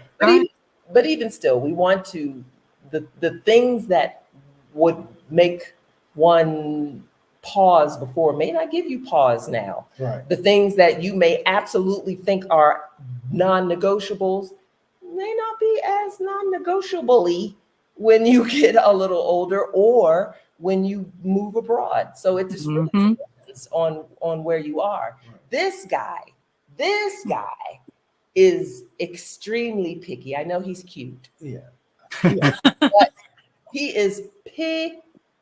Picky comes in real handy when you're moving into a house, because you don't get crap. But this is why I know who I'm married to. You got to know who you're married to. So sometimes I'll do the reconnaissance work ahead of time, because I know, He is not going to go for that.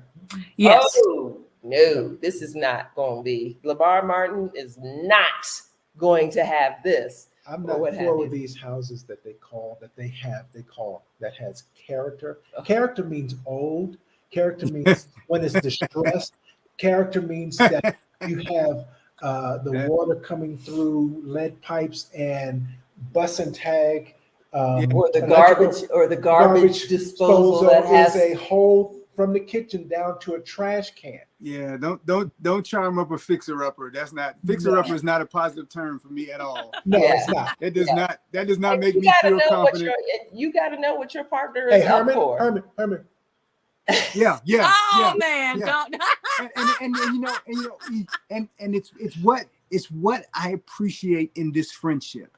Mm-hmm. Okay, and you notice I didn't say in our marriage. It's what I appreciate about our friendship. Right. When we were trying to build a home, and for reasons outside of our control, it was coming apart at the seams because of the land acquisition part of it, not the home part. So we moved from that process to purchasing a home in development in a subdivision. That was not our intention because we didn't want to live in a subdivision. We didn't want to have a potential HOA. I wanted 3 to 5 acres. Okay. Yes. And we wanted space to be able to say the house is back there, and I don't want to hit a road. Yeah. And my beautiful wife went out to look in this area, and she looked at some houses, and she called me and she said, "I want you to come see these spaces." And I'm telling you this because when we got there, the first house they said, "Let's show him this house first." She and our realtor, and they were just watching me, and I was like, "Why are they watching me as they go through this house?" And I'm going through this house, and I was like, "Yeah, this is not the one." And she was like, "I told you he'd say that." I was like, "What's your reasons?" And I was like, "My reasons are," and we're not talking about a bad house, but we're talking about a house that in its format of house living. If this is my bedroom, there was a bathroom on the other side of the wall that was the main bathroom, and on the other side of that wall was the beginning of my kids' bedrooms.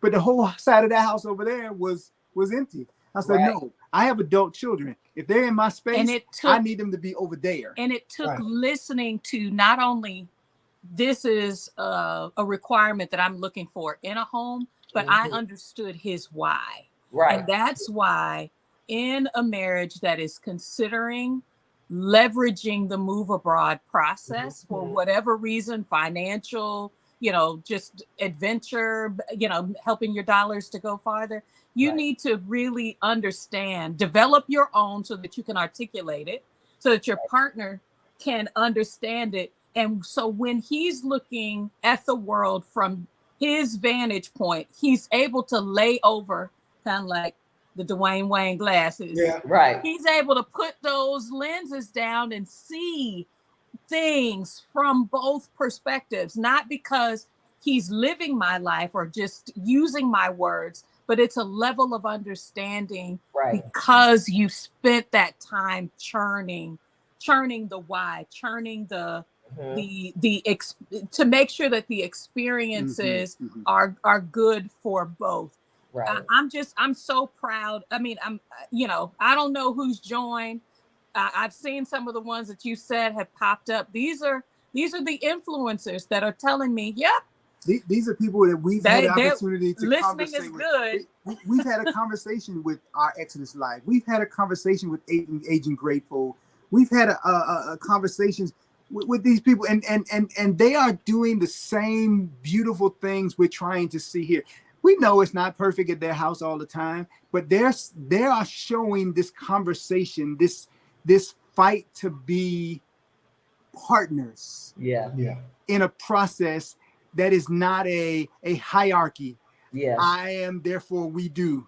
I want, therefore we will. Right.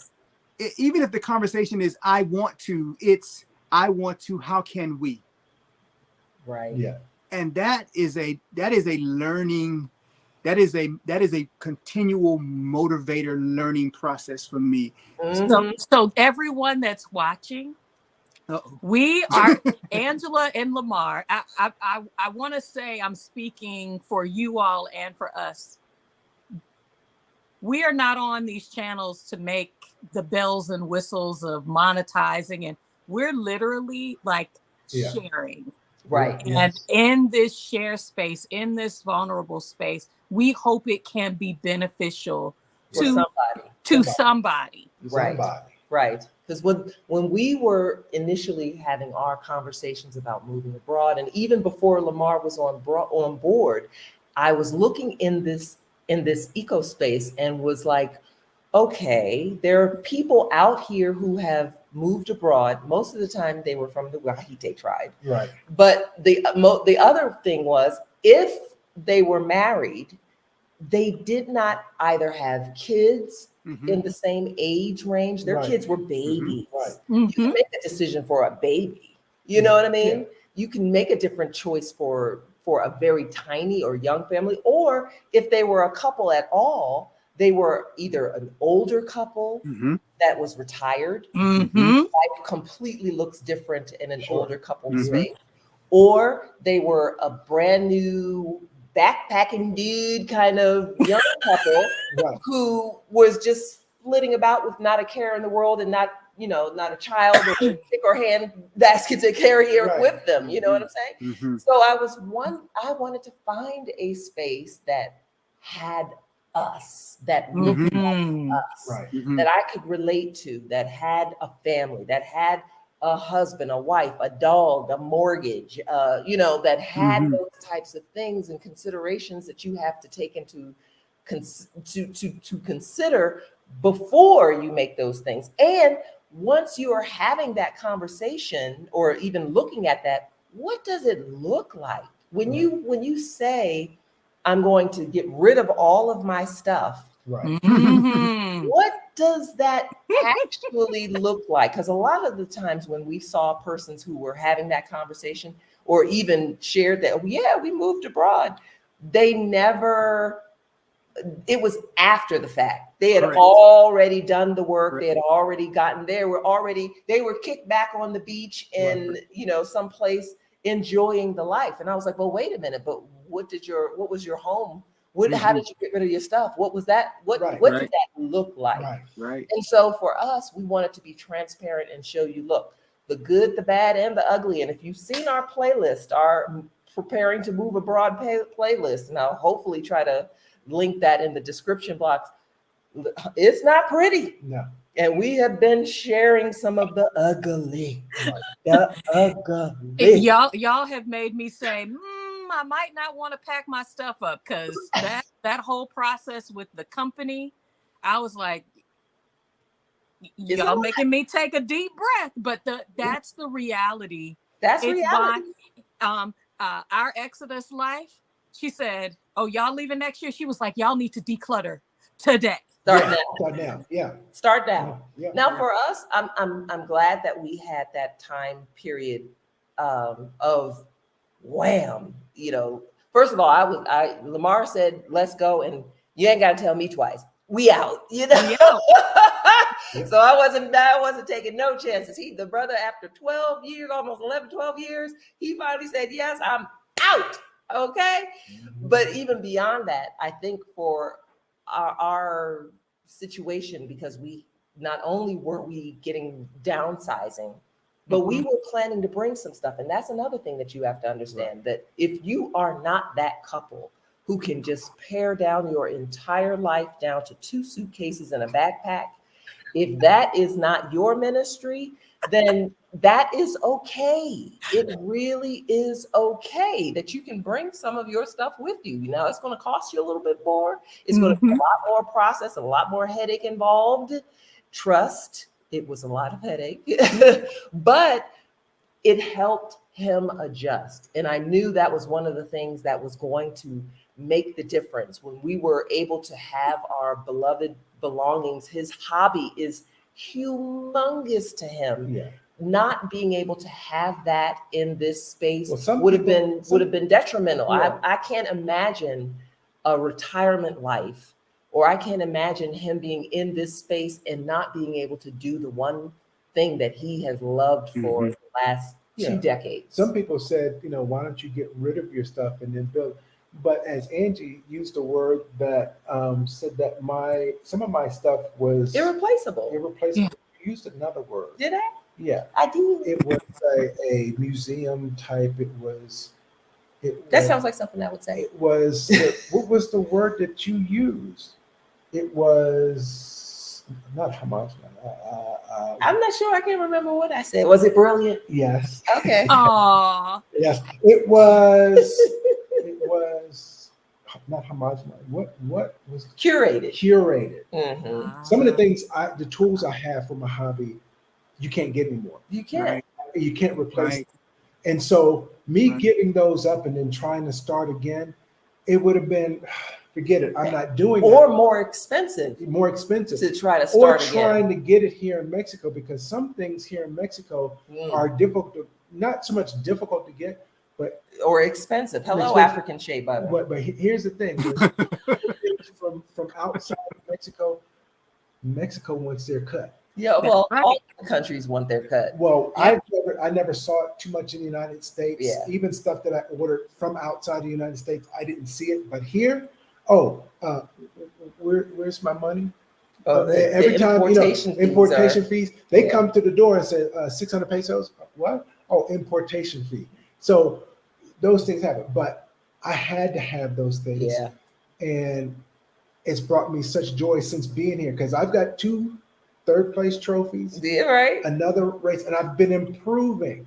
So Yeah. it's been fun. And that meant a lot to me, for him to be able to have the things that he enjoys, to have those the hobby that he loves so much. Mm-hmm. So it was a no-brainer to get rid of the box that had of letters that my late mother wrote me when I was in college, that her letters of encouragement saying, you can do this, you can hang in there, baby, you can do this. I got to get rid of that. Mm-hmm. Get rid of the little dress that Gabby was in when our children our 2 younger children were born in Ethiopia. To get rid of her little Ethiopian dress that I was planning on passing down to her daughter one day, absolutely no. That was a no go. And so for some, having your belongings, your beloved treasures and things like that, it may not mean you have to get rid of everything, and that's okay. Just make sure you budget for those types of items being moved with you. And that, for us, made the difference to immediately create and make a house a home. Right. I think it's here. I think it's important to add a PSA here. As you are finding these couples who are all these wonderful couples that we are exposing each other to in these groups, please subscribe and like to them and follow them. But we strive to serve as a source of encouragement. Yes. Yeah. We are not your mock model to then browbeat your partner or your spouse. Right. With our process is our process, your process is your process. Yep. Each of these conversations is meant as a way to say, how do I open up a door of conversation that is appropriate for our home? Right. We are not Lamar and Angela. Right. Okay. So that means that our structure, our format is different. And trust me, we are big. I can't speak for you. I'm a big fan. I'm a big fan. There have been very few, and I say this repeatedly. There are very few. My phone is ringing in the next room. I apologize. There are very few couples I found at the beginning that were having the conversation of, what are we doing and how do we make this work together? And that first conversation you had was a model for me on how to have a conversation. He said, I found a husband and a wife. Literally, he was like, I found them. But our conversation, was not a replica of your conversation. Correct. But it did open up some points where we could say, this is something I hadn't thought about.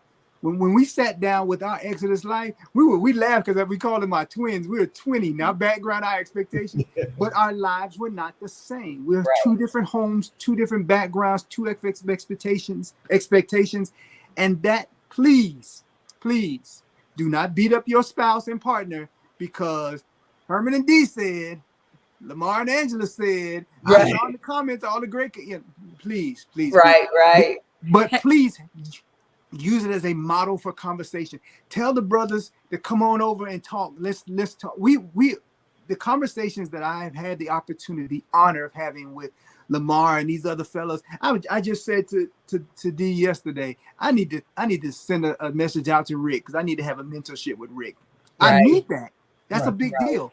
Yeah. I watch her during the week, and she's conversating with Angela, and she's conversating with Alum, and she's conversating with Bobby, and she's having these conversations with these various ladies from the Excellence Summit. That is an inspiration to me. Right. Because just the community and the stereotypical conversation about Black women in general is not always great. Right. And you all are breaking that genre, and you are creating a space for your partners, for us to get together and say, yo, bro, we can do this too. Let's hook up. Yeah. Well, I personally feel seen because Exodus Life did not judge my house videos. Okay. Oh, baby. I was like, the whole inspiration, the conversation we're having about, should we sell our house that we just built, or should we rent it? I'm looking. I'm watching those property management videos from Agent Grateful.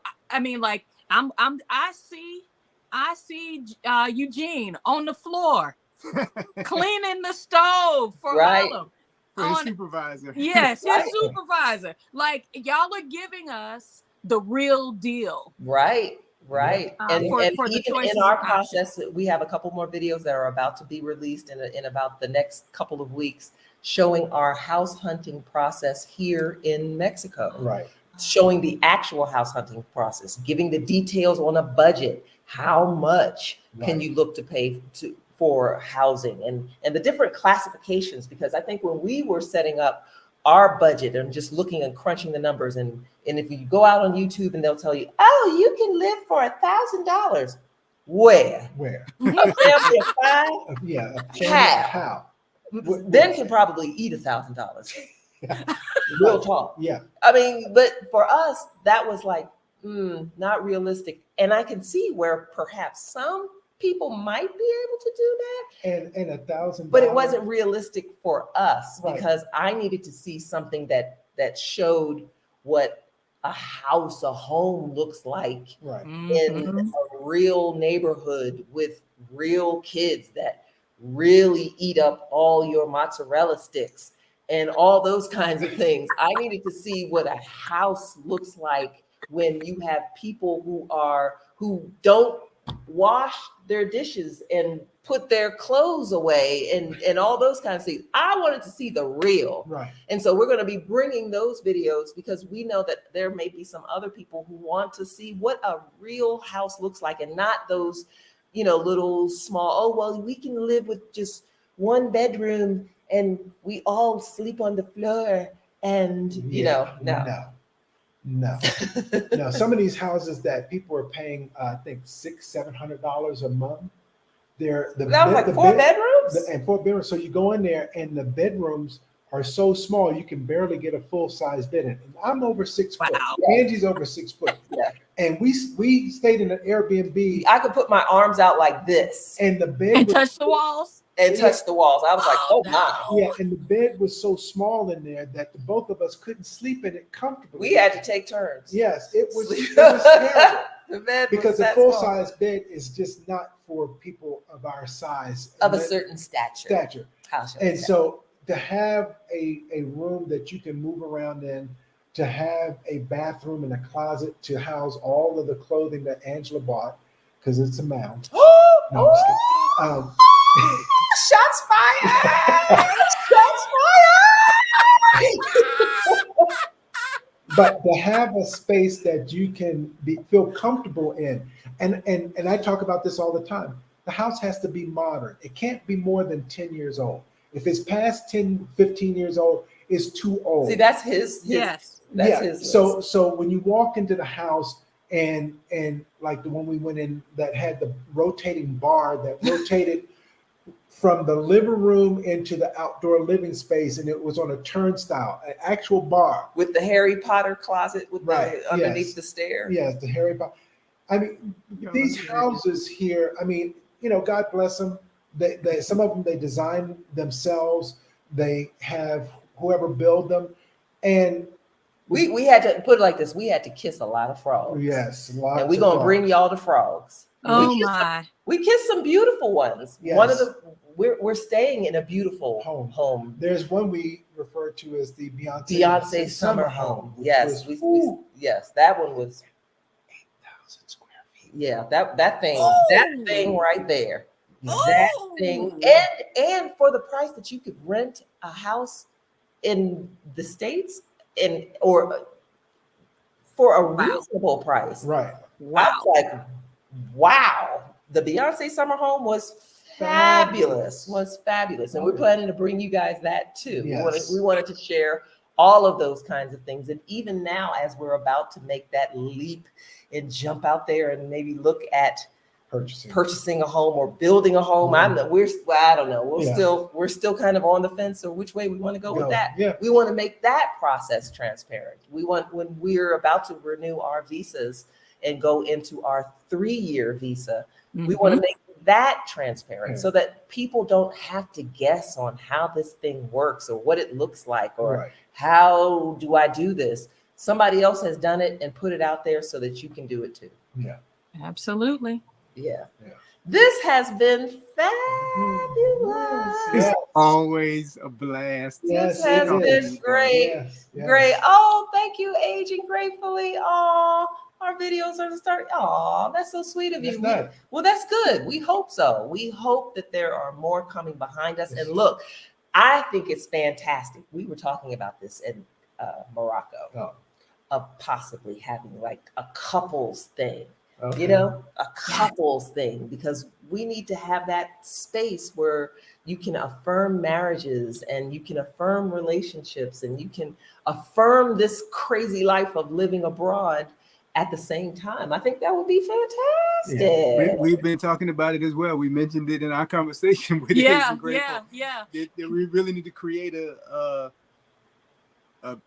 community, an accountability group, a reach out group, something, because this process has many twists and turns. It has many opportunities, and being in community, like with people who are also like, we keep trying to find somebody that has a time, I guess you call it a time horizon so much farther out. Everybody that we've been running into, it's been like, oh, we're leaving next month. We're leaving in 2 months. I was just like, everybody's leaving us behind. Like, give us a minute. We need a minute. Hey, trust me, FOMO is real. Fear of missing out is real. So we're sitting, and now this backdrop is not, but we're sitting in our Airbnb space doing this video. And there's a young lady coming from Northern Virginia in a month and a half. Who is moving and coming here to, travel around Querétaro. We're helping a lot of people who are trying to come to find out if this is their space. And so our place is a nice landing spot, a piece of the house of peace that you can come to and kind of figure out, is this my spot? That's kind of one of the reasons why we wanted to start and have this space available to create a place for people to come and see, is this where we want to be? Is this what we want to try on and see if this is our spot? Is this our place for us? We love it. And I knew we would probably love it, because knowing this guy and knowing what he likes, knowing what he loves, knowing what he ain't going for, and I said ain't, knowing what he will not go for, what he will go for, what he would like to go for, and the kind of life we both were trying to envision. We knew that this probably is going to be a good fit for us. And I think we're right. Yeah, yes. But we wanted to allow others to have that same opportunity to see if this is a spot. You see if this is something you want to try on for size. So we wanted to make that available to people. Yeah. So we are so thankful, so grateful that you guys had some time. What we have got. Woo! We have really. I don't even look at the clock, baby. When there's good conversation, it's good conversation. Because everybody who's had conversations with you and with us know that after the lights go off, we talk 2 hours anyway. So we might do it on camera anyway. Right? Cheryl said yes to the couples group. Okay, I think we hear a mandate from the peoples. Absolutely. I Let's think we get it hear going, a Angela. mandate from the peoples. Because Dr. Linda said the same thing. She said the same thing. Yes, for couples. I think there's a space. Yeah. Honestly, because making the decision to travel and to come out or to become an expat or to just do the whole bopping thing when you're around when it's just you is, I won't say easy. Let me take that back. I'm not going to say it's easy, but you ain't got to think about nobody else's feelings when you're making a decision for yourself. Oh, absolutely. Or when you are coupled, Yeah. you now have to think of your partner's feelings in addition to yours, and that's a whole different dynamic that requires a couples conference. Yes. Absolutely. Yeah. We are honored to be here. Thank you for inviting us in this delicate conversation. Yeah. Oh yeah. This delicate conversation. You know, as they say, parenting is not for punks. Oh, parenthood is not for punks. So marriage is not for marriage is not for the Minions? faint, not for the faint of heart. Yeah, it's not. You No. you actually have to have trust in that person that you do. have decided to spend the rest of your life with. And if you can't trust that person, if you cannot respect that person, it's not going to go very well. Yeah, it's not. Yeah, it's not. You're going to be facing an uphill battle. Work that muscle. Yeah. Relationship skills are a muscle. Yes. Just like, a muscle will atrophy if you don't use it. Sure. That part. Yeah. Take some time to start stretching that muscle. Learn some new ways of doing what you've done. Doing communication curls. Yes. Communication curls. We are mental health advocates. Mm-hmm. Right. Get a counselor to mediate a conversation. Get someone to coach you on how to listen, how to not just hear the words, but to listen to a heart. How to navigate a potentially explosive conversation about his mama. And I'm a daddy's girl, and my daddy people are navigating some real life issues, and they are yours. Or to navigate the stepchildren. Yeah. Or you know what I'm saying? The bonus children. And you are having those conversations. You are not too old. You are not too far in your relationship to have that mediation. Yes. Have it. Learn from it. Grow with it. Start courting over again. Start dating over again. And yes, those are two different things. Start dating and courting over again. Risk the world together. Right. See the world together. Yeah. We support you. We believe in you. Yeah. We absolutely do. We believe in Black love over her. Yes. Yeah. We believe in Black love, and we support it at every effort. Listen, we want to say thank you again. Thank you for coming on to our channel and not thinking it robbery to spend 2 hours talking on this topic, which I know this conversation needs to continue in the dialogue box below. We got to keep this conversation going, because I have seen some of these comments and we haven't been able to get to pull them all up.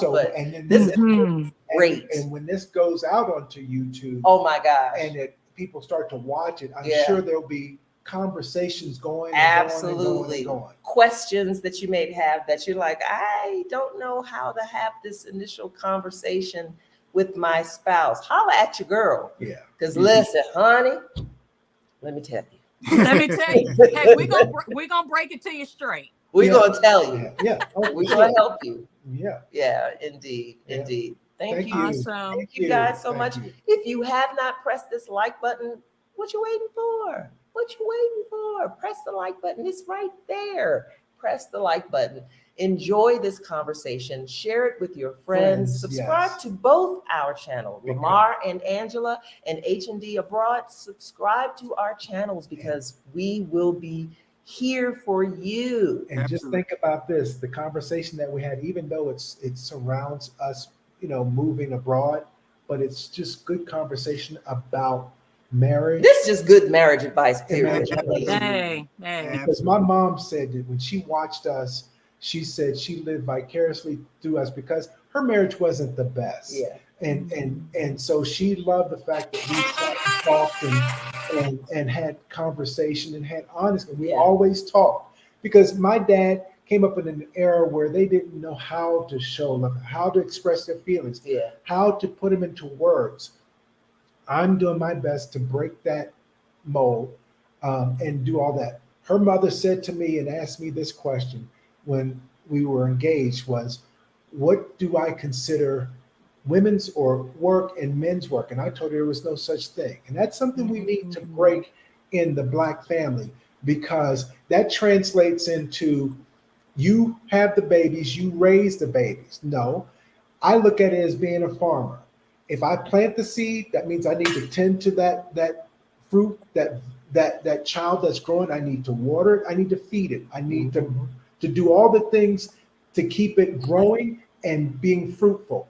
And if you neglect it, weeds will grow up around it. Yeah. Things will happen to that fruit that you've planted, and it won't turn out very well. Same thing with your marriage. If you neglect the marriage, weeds will grow in that marriage. Right. Yep. Dust will corrode that marriage. Rust will corrode that marriage. Yep. You've got to tend to it. And so we invite you for just in general marriage health check. Yeah. To use our videos and listen to this video as a kind of temperature check to make sure are we good? Right. Ask the question, are we good? Are we good? And if not, have the conversation. Yeah, have the conversation. All right, y'all. Thank you for joining us. We're going to sign off and say bye. All right. Bye. Bye, everybody. Bye.